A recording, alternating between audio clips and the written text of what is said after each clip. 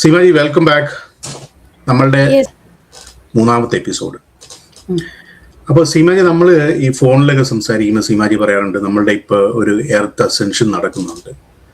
ഒരു നമ്മളുടെ എർത്ത് പ്ലെയിനിന് തന്നെ ഒരു ഫേസ് ലിഫ്റ്റ് നടക്കുകയാണ്. എനർജിയിൽ ഒരുപാട് വ്യതിയാനങ്ങളും ഒക്കെ സംഭവിക്കുന്നുണ്ട്. അപ്പോൾ ഈ കർമ്മ സിദ്ധാന്തത്തിൽ എന്തൊക്കെയോ ചേഞ്ചസ് ഈ ലേറ്റസ്റ്റ് എർത്ത് അസെൻഷൻ മൂലം ഉണ്ടാവുന്നുണ്ട്. അതിലൂടെ നമ്മളുടെ മോക്ഷത്തിനും ഒക്കെയുള്ള മോക്ഷപ്രാപ്തിക്ക് ഉപലബ്ധമായിട്ടുള്ള ഒരുപാട് ചാനൽസ് ഓപ്പൺ ചെയ്ത് തുറക്കപ്പെടുകയൊക്കെ ഉണ്ടായിട്ടുണ്ടെന്ന് സീമാജി പറഞ്ഞു. അതൊന്ന് എലാബറേറ്റ് ചെയ്ത് ഒന്ന് പറയാം. I create my own reality എന്ന് വിത്തൗട്ട് ജഡ്ജ്മെന്റ്, ഒരു ജഡ്ജ്മെന്റും ചെയ്യാതെ, വിത്തൗട്ട് കംപ്ലൈന്റ്, വിത്തൗട്ട് വിമർശനം, ഒന്നും ചെയ്യാതെ അംഗീകരിക്കുവാൻ ആർക്കാണ് കഴിയുന്നത്? ഇത് ഓൾഡ് എനർജി ലക്ഷണമാണിത്. എല്ലാവർക്കും പറ്റില്ല കേട്ടോ. പക്ഷേ സൂക്ഷ്മത്തിൽ മോക്ഷം ആർക്ക് എന്ന ഇടത്തേക്കാ പോകുന്നത്. അരെ എനിക്കൊരു നഷ്ടം വന്നോ, അരെ ഇതിന്റെ കാരണക്കാരൻ ഞാനാണ്, ഞാൻ ഇത് സൃഷ്ടിച്ചിട്ടുണ്ട്, ഓൾറെഡി ഞാനിത് സൃഷ്ടിച്ചിട്ടുണ്ട്, ഈ നഷ്ടത്തിന്റെ സൃഷ്ടികർത്താവ് ഓൾറെഡി ഞാനാണ്. ഈ ദുഃഖം എനിക്ക് വന്നെങ്കിൽ ഈ ദുഃഖത്തിനെ ഞാൻ സൃഷ്ടിച്ചിട്ടുണ്ട്, അതിന്റെ കാരണം എന്നിൽ നിന്നും പോയിട്ടുണ്ട്. അത് ഈ ജന്മത്തിലാകാം, പൂർവ്വജന്മങ്ങളിലെ ബാക്കിയാകാം. സോ ഈ ബാലൻസ് ഷീറ്റ് ക്ലിയർ ചെയ്യാൻ വേണ്ടി എന്റെ സോൾ വളരെ ഉത്തമോത്തമമായി ആസൂത്രണം ചെയ്തതിനനുസരിച്ച് മാത്രമേ ഇത് സംഭവിക്കുന്നു എന്നുള്ള വിചക്ഷണ കോമൺ സെൻസ്, അത് സാമാന്യ ബുദ്ധി. അരെ ഇതിന് അവര് കാരണം, ഇവര് കാരണം, വീട്ടിലുള്ളവർ കാരണം, നാട്ടിലുള്ളവർ കാരണം, അടുത്ത വീട്ടിലുള്ള കാരണം, ഓഫീസിലുള്ളവർ കാരണം, നോ നോ നോ നോ, ആരും കാരണമല്ല. ഐ ആം കാരണം. I create. ഈ ഒരു ഇത് വളരെ ശക്തിയുള്ളവർക്കും പവിത്രമായ തിരിച്ചറിവുകൾ ഉള്ളവർക്കും പൂർവ്വജന്മ സംസ്കാരങ്ങൾ ഉള്ളവർക്കും പുണ്യപ്രവൃത്തികളുടെ അളവ് കൂടിയവർക്കും മാത്രമാണ് ഇങ്ങനെ ഒരു തിരിച്ചറിവിനെ പെട്ടെന്ന് അംഗീകരിക്കാൻ പറ്റും. അരേ ഇത് ആരാണോ അംഗീകരിക്കുന്നത്, ഇവിടെയാണ് സൂക്ഷ്മത്തിൽ മോക്ഷം. അതായത് ഈ മോക്ഷം കിട്ടാൻ ഒരുപാട് നമ്മൾ ഇനി സാധന ചെയ്തോ, കരഞ്ഞു കാല് പിടിച്ചോ, അല്ലെങ്കിൽ ഒരുപാട് നമ്മൾ സത്കർമ്മങ്ങൾ ചെയ്തതിന്റെ ഒരു ഈ ലാസ്റ്റ് സമയത്തിലേക്കാണ് ഓരോ മനുഷ്യനും പ്രവേശിച്ചിട്ടുള്ളത്. അതുകൊണ്ടാണ് ഇതിന് കാരണം, ഈ ദുഃഖം അനുഭവിക്കാൻ കാരണം ഞാനാണ്, ഇതിന്റെ പരിപൂർണ ഉത്തരവാദിത്തം ഞാൻ ഏറ്റെടുക്കുന്നു. ഈ ദുഃഖത്തിനെ സൃഷ്ടിച്ച കർമ്മം ഏത് ജന്മത്തിൽ ഏത് ദിവ്യാത്മസ്വരൂപർക്കാണോ ഞാൻ കൊടുത്തിട്ടുള്ളത്, ദിവ്യാത്മസ്വരൂപരെ എന്നോട് പൊറുക്കണേ, മൈ ഡിയർ യൂണിവേഴ്സ്. എന്താ വെച്ചാൽ ഞാൻ ആ ദുഃഖം ആ വ്യക്തിക്ക് കൊടുക്കുമ്പോ, അങ്ങനെയുള്ള ദിവ്യാത്മസ്വരൂപർക്ക് പൂർവ്വജന്മങ്ങളിൽ ഇന്ന് ഞാൻ അനുഭവിക്കുന്നത് 15 to 20% കർമ്മ ദുഃഖ ദുരിത അനുഭവമാണെങ്കിൽ 100% ഞാൻ ആ ജന്മത്തിൽ ആ വ്യക്തിക്ക് കൊടുക്കുമ്പോ എന്റെ ഉള്ളിലുള്ള എന്താ പറയാ, കോപം, ദ്വേഷം, പക, അസൂയ, വഞ്ചന, ബുദ്ധി, അതുകൊണ്ട് ഞാൻ എന്തൊക്കെ തരംഗങ്ങൾ ഈ ഭൂമിയിലേക്ക്, ഈ യൂണിവേഴ്സിലേക്ക് റിലീസ് ചെയ്തു. എന്റെ ഇങ്ങനെയുള്ള ക്രൂരത കൊണ്ട് അനുഭവിക്കുന്ന ആ വ്യക്തി എത്രയധികം എമോഷണൽ ആയിട്ട്, എത്രയധികം വേദനിച്ച്, സങ്കടപ്പെട്ട്, പേടിച്ച്, വിശ്വസിച്ച് വഞ്ചന ചെയ്തതിന്റെ ദുഃഖങ്ങളൊക്കെ അനുഭവിക്കുമ്പോൾ ഉള്ള ആ ശാപങ്ങളും അതിന്റെ വേദനയും കണ്ണീരും അതെത്ര ഈ ഭൂമിയിലേക്ക് റിലീസ് ചെയ്യാൻ ഞാൻ കാരണമായി. Oh my dear universe, I am very sorry, എന്നോട് പൊറുക്കണേ എന്ന് നമ്മൾ പറഞ്ഞ്, അത് സിൻസിയർ ആയിട്ട് നമ്മൾ ക്ഷമ ചോദിക്കുമ്പോ നമുക്ക് ആ കർമ്മ ഡിലീറ്റ് ആവുകയാണ് തക്ഷണം. അല്ലെ, ഞാനൊന്ന് കട്ട് ചെയ്ത് ചോദിക്കട്ടെ സീമാജി, ഇപ്പം ഈ ഓൾഡ് എനർജിയിലുള്ള കുറെ സോളുകൾ ഉണ്ടെന്ന് പറഞ്ഞില്ലേ, അപ്പൊ അവർക്ക് ഇപ്പോഴത്തെ ഈ ഫാസ്റ്റ് ട്രാക്കുമായിട്ട് അഡ്ജസ്റ്റ് ചെയ്ത് പോകാൻ പറ്റുന്നില്ല. അവർക്ക് എന്ത് സംഭവിക്കും? പിന്നെ ഓൾഡ് എനർജിയിൽ നിന്നും ന്യൂ എനർജിയിലേക്ക് പറഞ്ഞാൽ എനിക്ക് മാറ്റം വരണം, ഞാൻ മാറിയേ പറ്റൂ, അതിന് ഞാൻ പ്രയത്നിക്കണം. ഈ ഭൂമിയിൽ മാറേണ്ടത് ഞാനാണ്, മാറ്റം വരുത്തേണ്ടത് എൻ്റെ ആലോചനയിലാണ്, എൻ്റെ സ്വഭാവത്തിലാണ്, എൻ്റെ വാക്കിലാണ്, എൻ്റെ കർമ്മത്തിലാണ്. ഞാൻ ധർമ്മത്തിലും സത്യത്തിലും അഹിംസയിലും ജീവിച്ചേ പറ്റൂ എന്നുള്ളൊരു ഡിവൈൻ ഡിസിഷൻ എടുക്കാൻ പറ്റാത്ത ഭൂരിഭാഗം പേരും ഓൾഡ് എനർജിക്ക് പരിമിതമാവും. ഓൾഡ് എനർജിയിൽ നിന്നും ഭൂമി ന്യൂ എനർജിയിലേക്ക് ഷിഫ്റ്റ് ആയതിന്റെ തെളിവുകളാണ് നമുക്ക് എർത്തിൽ ഉണ്ടായിട്ടുണ്ട്. ഒരുപാട് ഡിസാസ്റ്റർസ് ഉണ്ട്, അതായത് നാച്ചുറൽ ഡിസാസ്റ്റർസ്. ഇപ്പോൾ ഭൂമിയിൽ ഉണ്ടാവുന്ന ചൂട്, പിന്നെ ഇനി നമുക്ക്, അതായത് പണ്ടത്തെ പോലുള്ള ഒരു സൗകര്യപ്രദമായിട്ടുള്ള ജീവിതം എന്നുള്ളത് മനുഷ്യരാശിക്ക് ഈസി അല്ലാതായി കഴിഞ്ഞു. സുഖമായിട്ട് ഏതൊരു കാലാവസ്ഥയിൽ സുഖമായിട്ട് ജീവിക്കാം എന്നുള്ളത് ഭൂമി തന്നെത്താൻ രക്ഷിച്ച് ഹയർ ഫ്രീക്വൻസിയിലേക്ക് ഭൂമി ശുദ്ധീകരിച്ചുകൊണ്ടിരിക്കുക. ആ ശുദ്ധീകരണത്തിന് ഭൂമി തിരഞ്ഞെടുത്ത മാർഗങ്ങളാണ് ഇതെല്ലാം. അതായത് നമ്മളിപ്പോ ഈ നാച്ചുറൽ ഡിസാസ്റ്റേഴ്സ് ഇല്ലേ, ഇപ്പൊ നമ്മൾ അനുഭവിക്കുന്ന ചൂടും എല്ലാ യുദ്ധങ്ങളാകട്ടെ എല്ലാം ഓരോരോ കാര്യങ്ങൾ നമ്മൾ ഇന്ന് നേരിട്ട് കൊണ്ടിരിക്കുന്നത് എല്ലാം അതെ മനുഷ്യന്റെ ക്രൂരതയ്ക്ക് മനുഷ്യനെ പാഠം പഠിപ്പിക്കാനായിട്ട് കോസ്മിക് ഗവൺമെന്റ് എടുത്ത തീരുമാനമാണ്. ഇതിനെ നേരിടാനുള്ള ശക്തി പക, അസൂയ, അംഗീകാര തത്വം ഇല്ലാത്തവര്, സഹനമില്ലാത്തവര്, മറ്റുള്ളവരെ വെറുക്കുക, വഞ്ചിക്കുക, പറ്റിക്കുക, അങ്ങനെയുള്ളവർക്ക് പ്രാണശക്തി കുറയും മാഷേ. അങ്ങനെയുള്ളവരുടെ പ്രാണശക്തി എപ്പോഴും നെഗറ്റീവായിട്ട് എമോഷൻസിന് വേണ്ടിയിട്ടാണ് അവരത് ദുർവിനിയോഗം ചെയ്യുക. അവർ സത്യം, ധർമ്മം, അഹിംസ, ആവശ്യത്തിന് സംസാരിക്കുക, വിശക്കുമ്പോൾ മാത്രം ഭക്ഷണം കഴിക്കുക, ജീവഹിംസ ചെയ്യാതിരിക്കുക, അങ്ങനെയുള്ള ആ ദിവ്യമായിട്ടുള്ള കാര്യങ്ങൾക്ക് വേണ്ടിയിട്ടുള്ള പ്രാണശക്തി സേവ് ചെയ്യുന്നവരിൽ നിന്ന് വ്യത്യസ്തമായിരിക്കും ഇവര്. അതുകൊണ്ട് തന്നെ പ്രാണശക്തി അനാവശ്യമായിട്ടുള്ള കാര്യങ്ങളിൽ അവർ ദുർവിനിയോഗം ചെയ്യുന്നതുകൊണ്ട് തന്നെ ഈ ഭൂമിയിൽ വരുന്ന ചേഞ്ചസിനെ നേരിടാനുള്ള ശക്തി ഇവർക്ക് ഉണ്ടാവില്ല. അതുകൊണ്ട് അവർക്ക് എന്ത് സംഭവിക്കുമെന്നാണ് എന്റെ ചോദ്യം. എന്തും സംഭവിക്കാം, എന്തും സംഭവിക്കാം. ഇനി ഒരുപക്ഷെ അവർക്ക് ബോഡി വെക്കേറ്റ് ചെയ്യേണ്ടി വന്നാലും അവർക്ക് ന്യൂ എർത്തിലേക്ക്, അതായത് അസെൻഡായ എർത്തിൽ ജന്മം എടുക്കാൻ പോലും പറ്റില്ല, സമയം പിടിക്കും.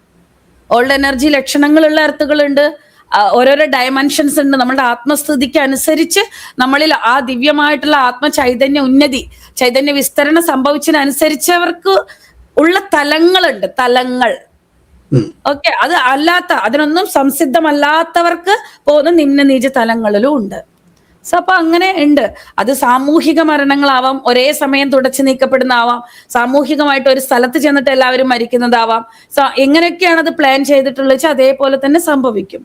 സോ അതുകൊണ്ടാണ് ഈ സമയത്ത് പെട്ടെന്ന് എല്ലാത്തിനും അംഗീകരിക്കും. നിന്റെ പിന്നാലെ നീ ഇപ്പൊ ഞാൻ മരിച്ചു പോകുമ്പോ ഞാനിതൊന്നും കൊണ്ടുപോകുന്നില്ല മാഷേ, പക്ഷെ ഞാൻ മരിച്ചു പോകുമ്പോൾ എന്റെ കൂടെ വരുന്നത് എന്താണെന്ന്, അതാണ് ആത്മീയ വിദ്യ. ഓരോ വ്യക്തിയും ആത്മാവിനെ കുറിച്ചും മരണ അനന്തര ജീവിതത്തെക്കുറിച്ചും, അതായത് പുനർജന്മ സിദ്ധാന്തത്തെക്കുറിച്ചും അറിയണം. കർമ്മസിദ്ധാന്തം, കാര്യകാരണ സിദ്ധാന്തം, ഏത് കർമ്മമാണ് ചെയ്യേണ്ടത്, ഏത് ധർമ്മത്തെ രക്ഷിച്ചാലാണ് നാം രക്ഷപ്പെടുക, ഈ ശരീരം തിരഞ്ഞെടുത്തത് എന്തിനു വേണ്ടി, ഈ പ്രാണൻ പ്രവേശിച്ചിട്ട് അവസാനം ഈ ബോഡിയെ ഉപേക്ഷിച്ച് പ്രാണൻ നഷ്ടപ്പെട്ടിട്ട് പ്രാണൻ എങ്ങോട്ട് പോകുന്നു, ശരീരം ഇവിടെ എന്തുകൊണ്ട് ഉപേക്ഷിക്കുന്നു, ഇതിന്റെ ഡീറ്റെയിൽസ് ആയിട്ടുള്ള ആത്മവിദ്യ അഭ്യസിക്കാത്തതിന്റെ ലോപമാണ്.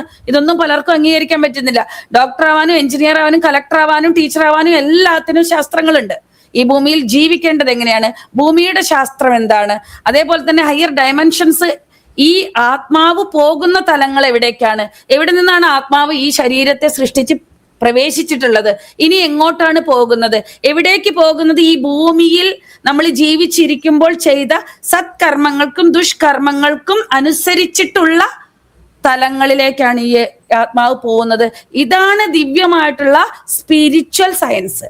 ഈ സ്പിരിച്വൽ സയൻസ് നമുക്ക് എല്ലായിടത്തും നഷ്ടപ്പെടുത്തി, നമുക്ക് ആചാര്യന്മാരും പണ്ഡിതന്മാരും ഒക്കെ അവരുടെ ബുദ്ധിക്കനുസരിച്ച് പുസ്തകത്തിലുള്ളത് നമ്മൾക്ക് പറഞ്ഞു തന്നു എന്നല്ലാതെ അനുഭവജ്ഞാനം നമുക്ക് കുഞ്ഞുനാൾ മുതൽ പറഞ്ഞു തരാത്തത് കൊണ്ടും ഗുരുകുല വിദ്യാഭ്യാസങ്ങളൊക്കെ തകർത്ത് തരിപ്പണമാക്കിയത് കൊണ്ടും ഈ ഒരു മെഗാ ബിസിനസ് ആയിട്ട് ഈ പ്രാപഞ്ചിക വിദ്യാഭ്യാസ സ്ഥാപനങ്ങൾ മാറിയത് കൊണ്ടും ഈ സത്യം നശിച്ചുപോയി മാഷെ. സത്യം ഒളിപ്പിക്കപ്പെട്ടു, കുഴിച്ചിടപ്പെട്ടു. ഇപ്പോഴൊക്കെ ഓരോ വിദ്യാർത്ഥിയും, ഓരോ കുഞ്ഞും, ഓരോ മനുഷ്യനും ഈ എർത്തിൽ വരുന്ന മാറ്റങ്ങൾക്കനുസരിച്ച് തന്നെത്താൻ സ്വയം മാറ്റിയെടുക്കേണ്ട ഫുഡ് പരമാവട്ടെ, ആലോചനപരമാവട്ടെ, വാക്കുപരമാവട്ടെ, ജീവിത വിധാനങ്ങളിലൂടെ ആവട്ടെ, പ്രകൃതിയെ സ്നേഹിക്കുന്നതാവട്ടെ, മരം വെട്ടിമുറിക്കാതെ ഓരോ പക്ഷിമൃഗാദികളെ സ്നേഹിച്ച് കരുണയോടുകൂടി ജീവിക്കേണ്ട വിധാനത്തിലേക്ക് ഓട്ടോമാറ്റിക്കലി മനുഷ്യൻ പ്രവേശിക്കേണ്ടതായിരുന്നു. പക്ഷെ മനുഷ്യൻ അറിയുന്നില്ല. ഇനിയിപ്പോ അതൊന്നും എല്ലാ തരത്തിലും ഭൂമി അതാത് സമയങ്ങളിൽ ഗുരുക്കന്മാരെ ഈ ഭൂമിയിലേക്ക് പറഞ്ഞയച്ചിട്ടുണ്ട്. ഓ മനുഷ്യൻ, നീ എങ്ങനെ ജീവിക്കണം, എങ്ങനെ ജീവിക്കരുത്, ഏത് ധർമ്മം, ഏത് അധർമ്മം, ഏത് ശരി, ഏത് തെറ്റ്, ഏത് സത്യം, ഏത് അസത്യം. ഈ ഭൂമിയിലെ പരമപ്രധാനമായിട്ടുള്ള പ്രപഞ്ച നിയമം അഹിംസ പരമോ ധർമ്മ. അഹിംസ എന്ന ധർമ്മത്തെ നീ മുറുക്ക പിടിച്ചു കഴിഞ്ഞാൽ ആ ധർമ്മത്താൽ നീ രക്ഷിക്കപ്പെടും. ദാറ്റ് ഈസ് കോൾഡ് ധർമ്മോ രക്ഷതി രക്ഷിത. ഇത്രയും ദിവ്യമായിട്ടുള്ള ഈ റൂട്ട് നോളജ് എന്നുള്ളത് നമ്മൾക്ക് കട്ട് ചെയ്ത് മാറ്റി. നീ എന്ത് പഠിച്ചാൽ നിനക്ക് ലക്ഷക്കണക്കിന് രൂപ കിട്ടും, നീ ഏത് പഠിച്ചാൽ ഇനിയും ഉയർന്ന ജോലി കിട്ടും, അല്ലെങ്കിൽ ഇനി നിന്റെ ലൈഫ് സ്റ്റൈൽ സൂപ്പർ ആക്കാം, അല്ലെങ്കിൽ ഫോറിൻ കൺട്രീസിൽ സെറ്റിൽഡ് ആവാൻ നല്ല ഉപരി നീ ഈ ഭൂമിയിൽ ഭൂമാതാവിന്റെ മണ്ണില് 84 ലക്ഷം ജീവരാശികളായി നീ ജന്മമെടുത്തു. 1,05,00,000 പരം സംവത്സരങ്ങളായിട്ട് നീ ഭൂമിയിലേക്ക് വന്നുകൊണ്ടിരിക്കുകയാണ്.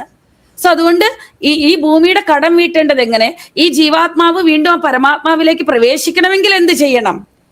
ഇതൊരു പുസ്തകത്തിലും ഇല്ലാത്തോ മസ്തകത്തിൽ നമ്മൾ ഗ്രഹിച്ചിട്ടുള്ള, അതായത് ഇൻഡെപ്ത് ആയിട്ട് നമ്മളുടെ ഉള്ളിൽ ഹിഡൻ ആയിട്ടുള്ള ഈ നോളജിനെ നമ്മൾ ഓരോ ജന്മത്തിലും ഓർമ്മിപ്പിച്ചു കൊടുക്കണം. 3 വയസ്സാവുമ്പോൾ, 3 വയസ്സാവും മുതൽ മാഷേ എർത്തിനനുസരിച്ച് പ്രകൃതിക്കനുസരിച്ച് വിനയവിധേയരായി സഹജീവരാശികളോട് കരുണയോടുകൂടി ജീവിക്കേണ്ട ശാസ്ത്രം ലോപിക്കുകയും മറ്റ് അനാവശ്യമായിട്ടുള്ള എല്ലാ ശാസ്ത്രങ്ങളും വികസിക്കുകയും ചെയ്തു. ഇവിടെ മനുഷ്യനാ. ഇപ്പൊ നമുക്ക് 2 ടൈപ്പ് ആൾക്കാരാണ്. ഒന്ന് ഓൾഡ് എനർജിയിലുള്ള ആൾക്കാർ, സീമാജി പറയുന്നു, അവർ they will perish due to multiple circumstances. അതിൽ എനിക്കൊരു എനിക്കൊരു ചോദ്യം ഉള്ളത് എന്താണെന്ന് വെച്ച് കഴിഞ്ഞാൽ, കാരണം ഇപ്പോൾ ഒരു കളക്റ്റീവ് ഡിസ്ട്രക്ഷൻ എന്ന് പറയുന്നത്, അതിപ്പോ എന്തും ആയിക്കോട്ടെ, ഉരുൾപൊട്ടലോ എന്തും ആയിക്കോട്ടെ, അതിനകത്ത് എല്ലാം ഓൾഡ് എനർജി ഉള്ള ആൾക്കാരല്ലല്ലോ. there can be other people also. So അവിടെ ഒരു ബാലൻസ്, ഒരു ഇംബാലൻസിന്റെ ഒരു ഇതുണ്ട്. നമ്പർ 1. നമ്പർ 2 എന്ന് പറയുന്നത്, ഈ ന്യൂ എനർജിയിലുള്ള ആൾക്കാർ, അവരുടെ സ്പിരിച്വൽ എക്സ്പാൻഷൻസും അവരുടെ ഈ ഫേസ് ലിഫ്റ്റിലുള്ള ആ ഒരു കർമ്മസിദ്ധാന്തത്തിന്റെ പോക്കും എങ്ങനെയാണെന്ന് ഒന്ന് പറഞ്ഞാൽ കൊള്ളാം. കാരണം എനിക്ക് എൻ്റെ മെഡിറ്റേഷൻ, എൻ്റെ സ്പിരിച്വൽ ഇന്റലിജൻസിൽ എനിക്ക് തോന്നിയിട്ടുള്ളത്, ഭൂമിയിലാണ് നമുക്ക് ഏറ്റവും കൂടുതൽ സ്പിരിച്വലി എക്സ്പാൻഡ് ആവാൻ പറ്റിയ സ്ഥലം. വേറെ എങ്ങുമില്ല, പരലോകത്ത് പോലും ഇല്ല എന്ന് എനിക്ക് തോന്നുന്നു. കാരണം അതിനു വേണ്ടിയാണ് നമ്മളെ ഇങ്ങോട്ട് വിട്ടിരിക്കുന്നത് തന്നെ. അപ്പൊ ഇപ്പൊ നമുക്കൊരു ഫാസ്റ്റ് ട്രാക്ക് എൻവയോൺമെന്റ് ഉള്ള സ്ഥിതിക്ക് ഈ ന്യൂ സോൾ എന്ന് നമ്മൾ ചൂസ് ചെയ്തിട്ടുള്ള ആൾക്കാര്, അവരുടെ കർമ്മസിദ്ധാന്തം എങ്ങനെയായിരിക്കും ആ ഫാസ്റ്റ് ട്രാക്കിലുള്ള പോക്ക്? ശരി, സാർ പറഞ്ഞല്ലോ ഭൂമിയിൽ മാത്രമേ ഉള്ളൂ, ഭൂമിയിൽ മാത്രമാണ് ഈ സോൾ എവല്യൂഷൻ അല്ലെങ്കിൽ ആത്മീയമായിട്ടുള്ള പരിപൂർണ പ്രഗതി സമ്പാദിക്കാൻ പറ്റും. അതുകൊണ്ടാണ് ഭൂമി പാഠശാലയായത്. ദൈവങ്ങൾ പോലും ഭൂമിയിൽ അവതരിച്ച് ദേഹം ധരിച്ചിട്ടാണ് അവരവരുടെ കർമ്മങ്ങൾ ചെയ്തിട്ടുള്ളത്. അപ്പൊ ഈ ഭൂമിയിൽ വന്ന് ദേഹം ധരിച്ചിട്ട് കർമ്മസിദ്ധാന്തം കംപ്ലീറ്റ് ബേസ് ആയിട്ടുള്ളത് ഭൂമിയിലാണ്. അത് മനുഷ്യ ജന്മം, മനുഷ്യ ദേഹം ധരിക്കുമ്പോഴാണത് അത് സ്റ്റാർട്ട് ആവുന്നത്, പരിപൂർണമായിട്ട് സ്റ്റാർട്ട് ആവുന്നത്. അപ്പൊ അതിൽ തന്നെ സ്റ്റാർട്ടായിട്ട് അവസാനിപ്പിച്ചിട്ട് വേണം ലയമാവാന്. അപ്പൊ അതുകൊണ്ട് ഈ ഭൂമിയിൽ മാത്രമാണ് ഇതിന് പറ്റുള്ളൂ, വേറെ ഒരു തലത്തിലും പഠനം നടക്കില്ല. ഇപ്പോ മാഷ് പറഞ്ഞതുപോലെ ഈ ഭൂമിയിൽ മാത്രമാണ് നമുക്ക് ആത്മീയ അഭിവൃദ്ധി എന്നുള്ളത് സംഭവിക്കുള്ളൂ. ദൈവങ്ങൾ പോലും ഈ ഭൂമിയിൽ ദേഹം ധരിച്ച് അവതരിച്ചതിന് ശേഷമാണ് അവരുടെ കർമ്മങ്ങൾ, അവതാര ലക്ഷ്യങ്ങളൊക്കെ ചെയ്തിട്ടുള്ളത്. അതൊക്കെ മനുഷ്യന്മാർക്ക് ദൈവങ്ങൾ അവതരിച്ചുവെങ്കിൽ അവതാരത്തിനൊരു ലക്ഷ്യമുണ്ട്. അതൊക്കെ നമ്മൾക്ക് നമ്മുടെ ആത്മീയ പ്രഗതിക്ക് വേണ്ടി നമ്മൾ എങ്ങനെ ജീവിക്കണം, എങ്ങനെ ജീവിക്കരുത് എന്നുള്ള ദിവ്യമായിട്ടുള്ള പാഠങ്ങളാണ്. പിന്നെ ദൈവങ്ങള് വിഗ്രഹത്തിൽ ഇരുന്ന് പറഞ്ഞു തരാൻ പറ്റാത്തത് കൊണ്ടാണ് തപസ്സിലൂടെ, ജ്ഞാനനേത്രത്തിലൂടെ ആ ദിവ്യമായിട്ടുള്ള ദുഃഖസംവേദനകൾ, ശരീരത്തിന്റെ ദുഃഖസംവേദനകളിലൂടെ ഒരുപാട് ദുഃഖവും വേദനയും ഒക്കെ സഹിച്ചിട്ടാണ് അവർ ഈ വേദങ്ങളൊക്കെ അറിഞ്ഞിട്ടുള്ളത് ആണല്ലോ, വേദം സൃഷ്ടിക്കപ്പെട്ടുള്ളത്. അപ്പൊ അതിലൂടെയൊക്കെ ദൈവത്തിന്റെ ഭാഷ, ദൈവത്തിന്റെ ഭാവം, ദൈവത്തിന്റെ സന്ദേശമാണ് ഇവർ നമ്മളോട് പറയുന്നത്. ഇതൊക്കെ കേട്ടിട്ട് ഇതിനെ ദിവ്യമായിട്ട് രണ്ടാമതൊരു ആലോചന ഇല്ലാതെ അംഗീകരിക്കുവാൻ കഴിവുള്ളവർക്ക് മാത്രമാണ് ന്യൂ എനർജിയിൽ ഡിവൈനായിട്ട് അസെൻഡ് ആവാൻ പറ്റുന്നത്. അതായത് ഇത് ശരിയാണല്ലോ, ഇത് കറക്റ്റ് ആണല്ലോ എന്നുള്ളത്. നമ്മളിപ്പോ 1 കോടി രൂപ ബാങ്കിൽ നിന്ന് എടുത്തു, എന്നിട്ട് നമ്മളത് തിരിച്ചടയ്ക്കാതെ നമ്മൾ മാസം കൊണ്ടുപോയിട്ട് 1 ലക്ഷം 1.5 ലക്ഷം സേവ് ചെയ്യാന്ന് പറഞ്ഞാൽ ബാങ്ക് എന്ത് ചെയ്ത് ഹോൾഡ് ചെയ്യും. അതേപോലെ ഗുരുക്കന്മാര് പലതരത്തിൽ ഒരുപാട് ഡിഫറെന്റ് ടൈപ്പ് ഓഫ് നോളജും കൊണ്ട് ഈ ഭൂമിയെ രക്ഷിക്കുവാൻ വേണ്ടിയിട്ട് ചാനലിംഗ് ആവുന്ന ദിവ്യാത്മ സ്വരൂപരുണ്ട്. അവരെ കേൾക്കുന്ന ഒരുപാട് കാറ്റഗറീസ് ഉണ്ട്. ഇവര് ഒരിക്കലും അതെ ഗുരുവിനെയോ അല്ലെങ്കിൽ ആ ഗുരുവിലൂടെ പുറത്തേക്ക് വരുന്ന ദിവ്യമായിട്ടുള്ള വാണിയെ ഒട്ടും സംശയിക്കാതെ അതിനെ ഹോൾഡ് ചെയ്തിട്ട് ഇവർ ആചരിക്കും. സത്യസന്ധമായിട്ട് ത്രികരണ ശുദ്ധിയോടുകൂടി സിൻസിയർ ആയിട്ട് ഇവർ ആചരിക്കുന്നവർക്ക് ദിവ്യമായിട്ടുള്ള അസെൻഷൻ സംഭവിക്കും. അല്ലാത്ത ഓൾഡ് എനർജി ലക്ഷണങ്ങള് ഉള്ളവര് ഇതിനൊന്നും ആക്സെപ്റ്റ് ചെയ്യില്ല. എല്ലാം ട്രാഷ് ആണ്, അങ്ങനെ എല്ലാം ട്രാഷ് ആയിട്ട് അവർക്ക് തോന്നും. അല്ലെങ്കിൽ എല്ലാം വഞ്ചനയാണ്, എല്ലാം ചതിയന്മാരാണ്, എല്ലാം കള്ളന്മാരാണെന്നൊക്കെ പറഞ്ഞിട്ട് ഇവരുടെ കംഫർട്ടിനനുസരിച്ച് ഇവരൊരു ലാ ഉണ്ടാക്കും. ഇതാണ് ദൈവം നമുക്ക് വേണ്ടിയിട്ട് അതൊക്കെ സൃഷ്ടിച്ചിട്ടുള്ളത്, സുഖമായിട്ട് ജീവിക്കുകയാണ് വേണ്ടത്, ആരെന്തായാലും കുഴപ്പമില്ല, നമ്മൾ സന്തോഷമായിട്ട് ജീവിക്കണം, നമുക്ക് വേണ്ടി നമുക്ക് വേണ്ടി എന്തൊക്കെ ചെയ്യാൻ പറ്റുമോ അത് ചെയ്യുക. അതിൽ പണം സമ്പാദിക്കാൻ എന്ത് ക്രൂരമായിട്ടുള്ള മാർഗ്ഗമാണെങ്കിലും പ്രശ്നമില്ല, പണമാണ് വലുത്, ഇങ്ങനെയുള്ള ഒരു കാറ്റഗറി ഉണ്ടാവും. ഇതവിടെ നിൽക്കട്ടെ. പക്ഷേ ഈ സാമൂഹിക മരണം എന്ന് പറയുന്ന, അതായത് ഇപ്പോ നമ്മൾക്കറിയാം ഈ എർത്തിൽ ഒരുപാട് നാച്ചുറൽ ആയിട്ടുള്ള ഡിസാസ്റ്റേഴ്സ് വരുമ്പോൾ ഒരു ഗ്രൂപ്പ് ഓഫ് പീപ്പിൾസ് ആണ് പോകുന്നത്. വെറുതെ ഒരു സ്ഥലത്ത് മലയിടിച്ചിൽ വരുന്ന ഒരു സ്ഥലത്ത് പോയിട്ട് ഒരാള് വീട് വെച്ച് താമസിക്കണമെങ്കിൽ അത് ഗ്രൂപ്പ് സോൾ ഡിസിഷൻ ആണ്, ഗ്രൂപ്പ് സോൾ കോൺട്രാക്ട് ആണ്, കളക്റ്റീവ് കോൺഷ്യസ്. അത് നമുക്ക് ഒന്നിച്ചു പോവാം ഈ ഒരു സംഭവത്തിലൂടെ. ഈ ഒരു എക്സ്പീരിയൻസ് എന്നുള്ളത് നമുക്ക് സോളിന് ആവശ്യമാണ്. അപ്പൊ നമുക്ക് എല്ലാവർക്കും ഒന്നിച്ച്, അതൊരു ട്രെയിൻ ഇതാവട്ടെ, അല്ലെങ്കിൽ ഒരു ഫ്ലൈറ്റ് ക്രാഷ് ആവട്ടെ, അല്ലെങ്കിൽ ഒരു വെള്ളപ്പൊക്കം ആവട്ടെ, മലയിടിച്ചിലാവട്ടെ, കൊറോണ ആവട്ടെ, അങ്ങനെ ഏതെങ്കിലും ഒരു ഇതവര് ഡിസൈഡ് ചെയ്യും. എന്നിട്ട് അവിടെ പോയിട്ട് അവരെല്ലാവരും കൂടിയിട്ട് താമസിക്കും. നമ്മൾ വിചാരിക്കും, അരെ കുഞ്ഞു കുട്ടികൾ എന്ത് ചെയ്തു, എന്ത് തെറ്റ് ചെയ്തു, അല്ലെങ്കിൽ അവരൊക്കെ എന്ത് പാപം ചെയ്തു നമ്മൾ വിചാരിക്കും. പക്ഷെ ഭൂമിക്ക് ഒരു എനർജി ഉണ്ട് മാഷ്, നമുക്കറിയാതെ. ഭൂമിയുടെ ചില സ്ഥലങ്ങളിലേക്ക് മനുഷ്യൻ പ്രവേശിച്ചുകൂടാ. ഭൂമിയുടെ ദിവ്യമായിട്ടുള്ള സമതുലനം എന്നുള്ളത് ഓൾറെഡി ഇവിടെ എന്താ പറയാ, എല്ലാ ദിവ്യമായിട്ടുള്ള നിയമങ്ങളിലും പറഞ്ഞിട്ടുണ്ട്. അവിടേക്ക് പ്രവേശിക്കരുത്, നീ കാട്ടിലേക്ക് പ്രവേശിക്കരുത്, മലയിലേക്ക് പ്രവേശിക്കരുത്, മല ഒരിക്കലും ഇടിക്കരുത്, മലയിൽ പോയിട്ടൊന്നും ചെയ്യരുത്. മനസ്സിലാവുന്നുണ്ടോ മാഷേ? അതായത് ഈ ഭൂമിയുടെ ദിവ്യമായിട്ടുള്ള സംരക്ഷണം ഏൽപ്പിക്കപ്പെട്ട നിയമങ്ങളുണ്ട്. ഇതിനെ തകർത്ത് തരിപ്പണമാക്കി എവിടെയും ചെന്ന് കയറി അപ്പൊ അതുകൊണ്ട് തന്നെ എനിക്ക് എവിടെയും കയറി ചെല്ലാം, ഞാൻ എന്തിനേയും തകർത്ത് തരിപ്പണമാക്കും, എന്റെ ആവശ്യങ്ങൾക്ക് വേണ്ടി ഞാൻ അതിനെ മാറ്റിമറിക്കും എന്ന് പറയുമ്പോ ഭൂമിക്കൊരു നിയമമുണ്ട്, ഒരു വ്യവസ്ഥയുണ്ട്. അത് മനുഷ്യന്റെ ബുദ്ധിക്ക് അംഗീകരിക്കുവാനും അതിനനുസരിക്കുവാനും കഴിയുന്നില്ലെങ്കിൽ ഭൂമി അതിന്റെ തീരുമാനം നടപ്പിലാക്കും. അങ്ങനെയുള്ള ആൾക്കാർ അവിടെ പോയിട്ട് താമസിക്കാൻ വരെ കാരണമുണ്ട് മാഷേ. അതുകൊണ്ട് ഓൾഡ് എനർജി എന്ന് പറയുമ്പോൾ ഒന്നിനെയും വിശ്വസിക്കാതെ എല്ലാത്തിനെയും പുച്ഛിക്കുകയും പരിഹസിക്കുകയും ചെയ്യുന്നവർക്ക് പ്രകൃതി പാഠം പഠിപ്പിക്കും, തീർച്ചയായിട്ടും പഠിപ്പിക്കും. പഠിക്കാൻ തയ്യാറല്ലാത്തവനെ പഠിപ്പിക്കാൻ പ്രകൃതി റെഡിയാണ്. പ്രകൃതിയിൽ അതിനുള്ള എല്ലാവിധ നിയമങ്ങളും ഉണ്ട്. നമ്മളിപ്പോ റോഡിലൂടെ ഒരു വണ്ടി ഓടിക്കുമ്പോൾ നമുക്ക് തോന്നിയതുപോലെ ഓടിച്ചു കഴിഞ്ഞാൽ ട്രാഫിക് റൂൾസിനെ ബ്രേക്ക് ചെയ്താൽ ഫൈൻ ഉണ്ട്, അല്ലെങ്കിൽ നമുക്ക് പണിഷ്മെന്റ് ഉണ്ട്, അല്ലെങ്കിൽ നമ്മൾ ചത്തുപോകും, അല്ലെങ്കിൽ നമ്മൾ ജയിലിലാവും. പക്ഷെ ഒരു നമ്മൾ ഡ്രൈവിംഗ് പഠിക്കുമ്പോൾ നമ്മൾ വലിയ ഗ്രൗണ്ടിൽ ചെയ്യാം, എങ്ങനെ വേണമെങ്കിൽ ഡ്രൈവ് ചെയ്യാം. പക്ഷെ മെയിൻ റോഡിൽ ഇറങ്ങുമ്പോൾ അതിന്റെ റൂൾ പാലിച്ചേ പറ്റൂ. Each and every human being അങ്ങനെ തന്നെ വേണം. അതേപോലെ ഈ ഭൂമിയിൽ ജീവിക്കാനും ഒരു നിയമമുണ്ട്. ആ നിയമങ്ങളെ കംപ്ലീറ്റ് ആയിട്ട് തുടച്ചു നീക്കി ഭൂമിയിൽ എങ്ങനെ വേണമെങ്കിൽ ജീവിക്കാം, എന്ത് വേണമെങ്കിൽ തിന്നാം, ആരെ വേണമെങ്കിൽ കൊല്ലാം. അതായത് ഒരു മനുഷ്യനെ കൊന്നു കഴിഞ്ഞാൽ മാത്രം കൊലപാതകി അല്ല, ഒരു ജീവിയെ കൊന്നവനും കൊലപാതകിയാണെന്നുള്ള നിയമമുണ്ട്.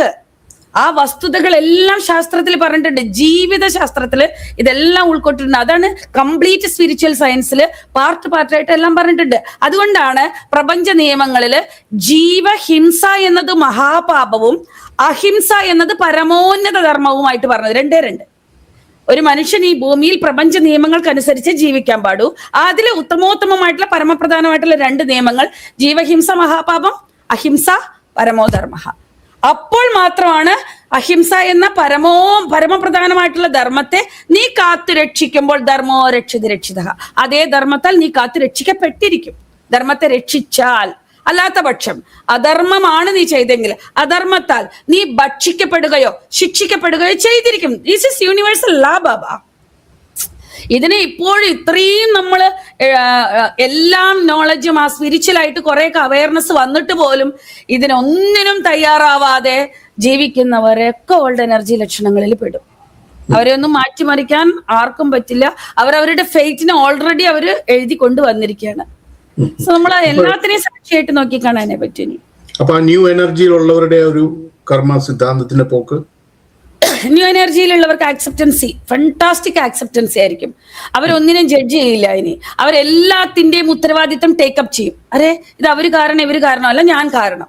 ഇങ്ങനെ എന്റെ വിജയത്തിന് കാരണം ഞാനാണ്, എന്റെ കുടുംബത്തിന് വിജയം, എനിക്ക് നല്ലൊരു ജോലി കിട്ടി, നന്നായിട്ട് ഞാൻ കുറെ കഷ്ടപ്പെട്ട് സമ്പാദിച്ച് നന്നായിട്ട് പഠിച്ച് നല്ല സമ്പാദ്യത്തിലൂടെ ഇത്രയും ഒരു ഇത് കെട്ടിപ്പടുത്തു എന്ന് സ്വയം നമ്മളുടെ ഡബ്ബ നമ്മൾ കൊട്ടുന്നത് പോലെ നമ്മളുടെ ജീവിതത്തിൽ വരുന്ന നഷ്ടത്തിന്റെ കാരണവും പരാജയത്തിന്റെ കാരണവും ദുഃഖദുരിതങ്ങളുടെ കാരണവും എന്റെ തന്നെ സൃഷ്ടിയാണ്, എന്റെ സ്വഭാവം നന്നല്ലാത്തതുകൊണ്ട്, എന്റെ കാഴ്ചപ്പാടുകളിൽ വന്ന മാറ്റങ്ങൾ കൊണ്ട്, എന്റെ നാക്ക് നന്നല്ലാത്തതുകൊണ്ട്, എന്റെ തോട്ട്സ് നന്നല്ലാത്തതുകൊണ്ട്, എന്റെ കർമ്മം നന്നല്ലാത്തതുകൊണ്ട് സൃഷ്ടിക്കപ്പെട്ടതാണെന്ന് സെയിം ഫ്രീക്വൻസിയിൽ നമുക്ക് പറയാനും ആക്സെപ്റ്റ് ചെയ്യാനും കഴിയും. ആർക്ക്? ന്യൂ എനർജിയിലുള്ളവർക്ക്. അതുപോലെ തന്നെ അതിന്റെ സ്പിരിച്വൽ എക്സ്പാൻഷനും ഫാസ്റ്റ് ആണെന്ന് തോന്നിയിട്ടുണ്ടോ? ഇതിലൂടെ മാത്രമേ സ്പിരിച്വൽ എക്സ്പാൻഷൻ സംഭവിക്കൂ. Acceptance, that is called power of acceptance. Divine theory, അത് ഡിവൈൻ ഗുണമാണത്. ആക്സെപ്റ്റൻസ് ആക്സെപ്റ്റ് ചെയ്യുമ്പോൾ പിന്നെ അവിടെ കംപ്ലൈന്റ് ഇല്ല, അവിടെ പകയില്ല, വിദ്വേഷമില്ല, അസൂയയില്ല, ദുഃഖമില്ല, ജഡ്ജ്മെന്റ് ഇല്ല, ക്രിറ്റിസൈസ് ഇല്ല, അവിടെ ഒന്നുമില്ല. അവിടെ ആക്സെപ്റ്റ് ആണ്. ആക്സെപ്റ്റൻസ് വന്നോ കർമാസ് ഡിലീറ്റ് ആയി. നെക്സ്റ്റ് ലെവൽ എന്താ? ഉള്ള സ്ഥിതിയിൽ നിന്ന് ഉന്നത സ്ഥിതിയിലേക്ക് എവല്യൂഷൻ, അസെൻഷൻ, ഉയർച്ച, അഭിവൃദ്ധി. അതേപോലെ ക്ഷമ ചോദിക്കുക എന്നുള്ളതൊന്നും എന്റെ നിഘണ്ടുവിലില്ല. ഞാനൊന്നും ക്ഷമ ചോദിക്കുകയില്ല, എനിക്കൊന്നും ക്ഷമിക്കാൻ പറ്റിയില്ലെന്ന് അഹങ്കാരികള്, ഓൾഡ് എനർജി ലക്ഷണങ്ങള്.